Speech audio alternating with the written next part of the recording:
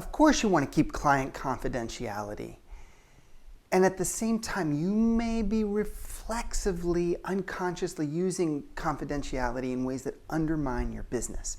This is Mark Silver with Heart of Business, and I was talking with a member of our learning community recently, and they were explaining how they had sent out a survey to some of their clients to get some feedback, and they'd gotten some wonderful comments back. It was just glowing things that would have been really great testimonials, but the problem was that she had chosen to send the survey out and wanted to really, make it possible for people to give honest feedback and like all the good intentions, and had made it completely anonymous.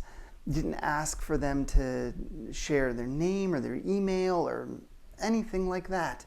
And so she had all these wonderful comments, but no way to identify who said them and no way to ask for permission to use them.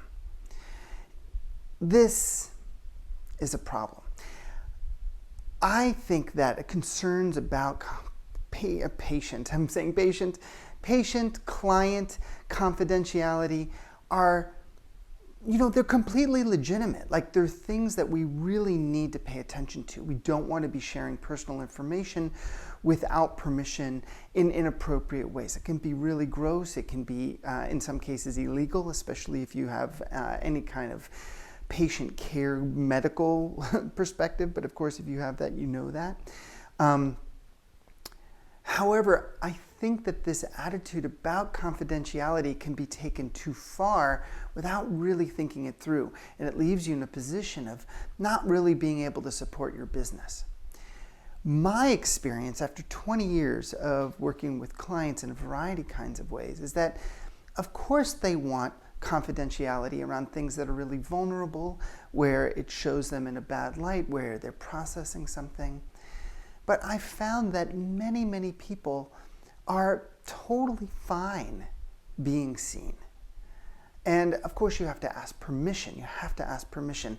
So what I want to suggest to you is that every time that you go to use confidentiality, that you stop and you think, is confidentiality really necessary here?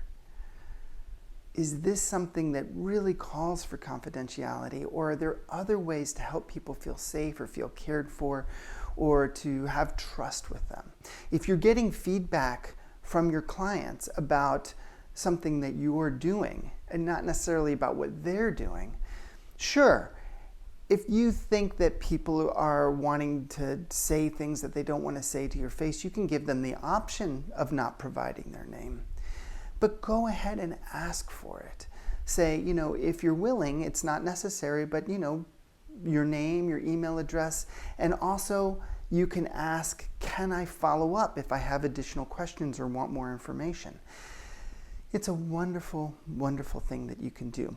One of the things that we do is that when we run a course and we have participants who are in that course and they're turning in an assignment form every week that we're reviewing, there is a section on every assignment form that says, please share what's been your experience of the course so far.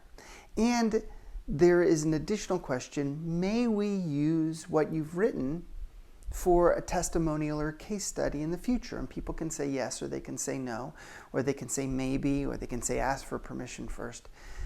But we're asking, and their names are right there on the form, so we can follow up with someone if necessary. And sometimes people just say, yeah, you can use this, and the permission is given. I don't want you to be undermining, to be making it harder to share the good news, the good word, the good experiences that your clients have been having with you by unnecessarily imposing confidentiality where it's really not needed.